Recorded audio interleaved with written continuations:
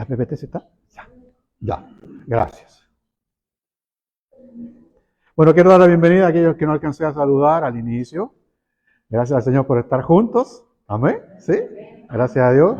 Recordamos la semana pasada y quiero también agradecer el trabajo de Carito y de Martita, que son las líderes en esto, que nos movieron como iglesia a celebrar el Día para el Adulto Mayor. Así que está apagado, ¿cierto? Ahora sí. Ahora sí. Eso, ya. Todo de nuevo. Entonces, darle gracias por eso, por haber celebrado, haber estado juntos y haber aprendido de que Dios en su omnipotencia, en su todo poder, decidió ser nuestro anfitrión, que fue lo que vimos la semana pasada. Saben que las empresas hoy día están hablando de algo bien interesante, le llaman punto de dolor, ¿ya? Es un término en inglés, ¿ya? Y lo refieren al hecho de aquello que genera dolor o conflicto a sus clientes. Pero la verdad es que más bien están pensando en aquello que afecta a los clientes, que finalmente va a significar una pérdida en los ingresos para las empresas, porque las empresas no son sin fines de lucro, son con fines de lucro. Entonces, su éxito radica en poder facturar. Pero este término, el término de punto de dolor, es un término que no es reciente, es un término que nació en pandemia. ¿Ya? En pandemia las empresas empezaron a hablar ya de punto de dolor en Estados Unidos, como normalmente comienzan las cosas. ¿Por qué? Porque las empresas vieron que existía, además del dolor de la humanidad, que estábamos todos metidos en este tema del COVID, ¿cierto? Y hasta ese entonces nadie sabía si iba a morir la mitad de la población del mundo, todos teníamos desconfianza, hacíamos filas de 1 metro a cada uno, salíamos con las mascarillas cuando había que tener permiso, cosas que de repente olvidamos, pero teníamos una desconfianza. Alguien estornudaba en la fila y todo, quedábamos así, lo mirábamos raro, ¿cierto? Bueno, las empresas que empezaron a hacer, empezaron a trabajar en el tema de cómo hacer para que ya está el concepto, pero para que todos trabajáramos desde casa. Y nació el teletrabajo ya más fuerte y todo aquello. Yo tuve 2 años trabajando en teletrabajo y más de 2 años en eso.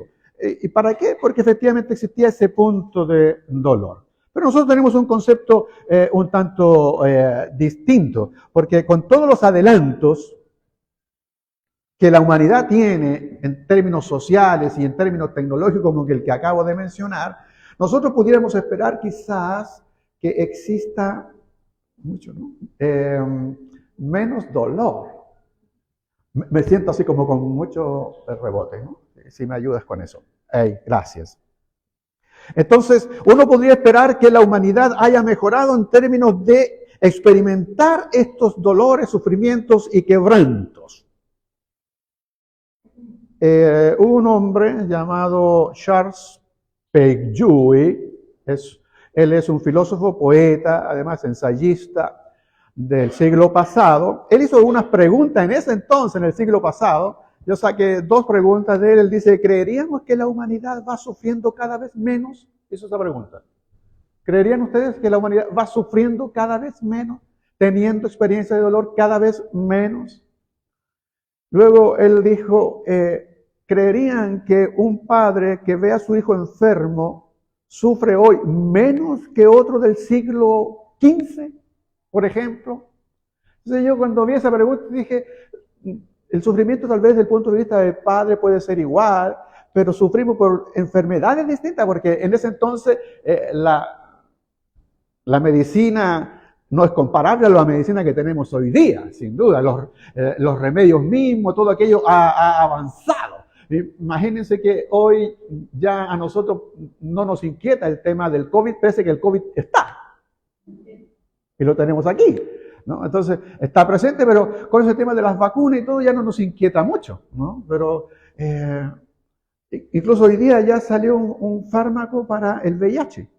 ¿Se acuerdan cuando salió el tema del VIH? El tema del VIH, uno lo mencionaba y era un tema terrible. O sea, entonces, y como siempre, uno no sabe cómo es que se generaba y se provocaba. Hoy día te vacunan ahí al brazo y puedes tener inmunidad hasta por, no recuerdo si eran 6 meses, o sí, no creo que sean 6 años, 6 meses tal vez.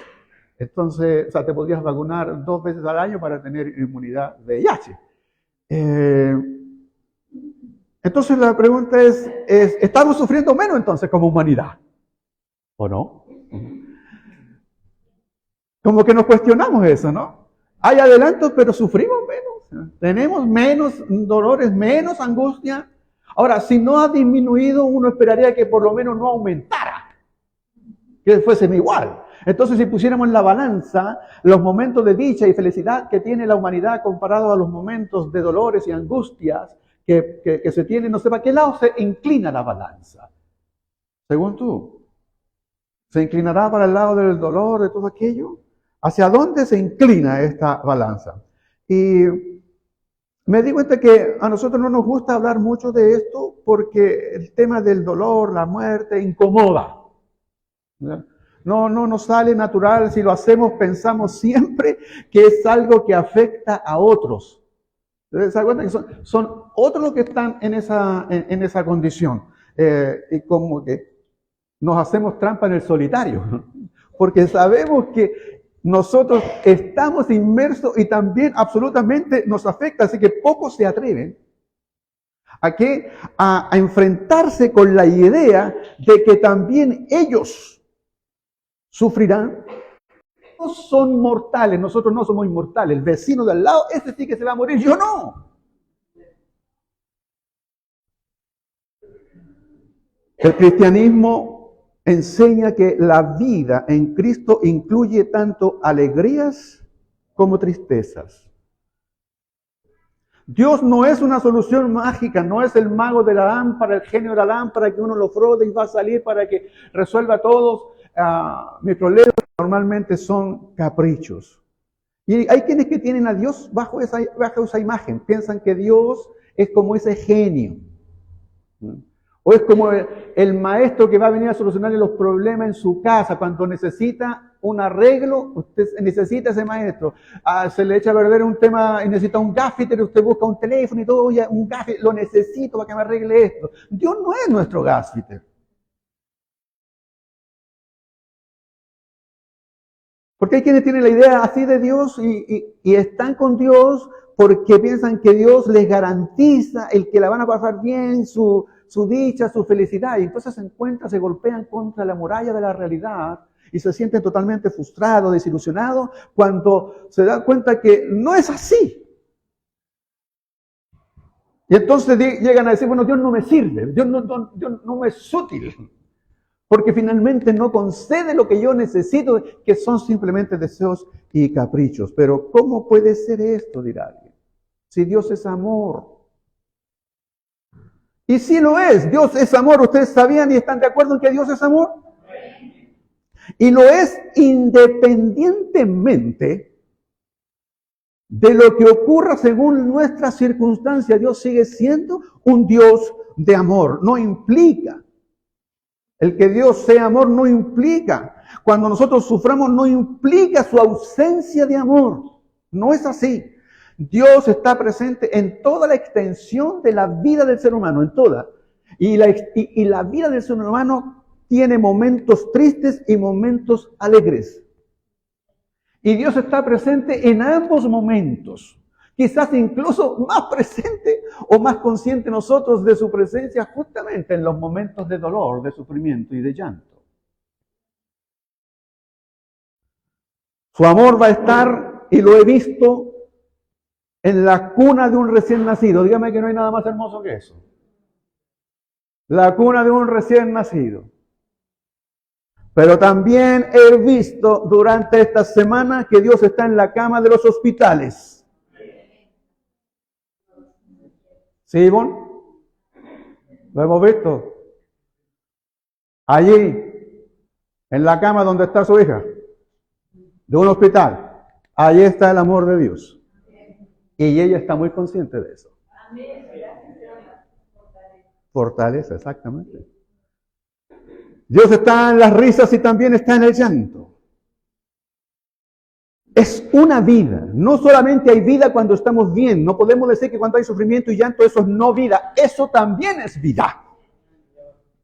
La Biblia menciona que hay tiempo para todo, incluyendo el tiempo para llorar y un tiempo también para reír. Lo acabamos de leer. Eclesiastés capítulo 3, que es un poema,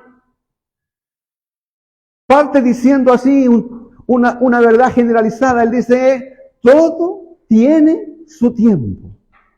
Es un absoluto en este poema. Todo tiene su tiempo. Y todo lo que se quiere debajo del cielo tiene su hora. Aquí aparece algo que hemos venido compartiendo en otras ocasiones. Cronos y Kairos. Su tiempo y su hora. La sazón, la ocasión, la oportunidad, el minuto, la hora, el segundo. Todo tiene aquello. Y Eclesiastés, luego de esa verdad general, menciona 14 parejas, 14 pares de acciones que son contrarias, que no se pueden dar al mismo tiempo. O es la una o es la otra. Y en esos pares, estos 14 pares que menciona, sin querer abarcar quizás todo el ser humano, es casi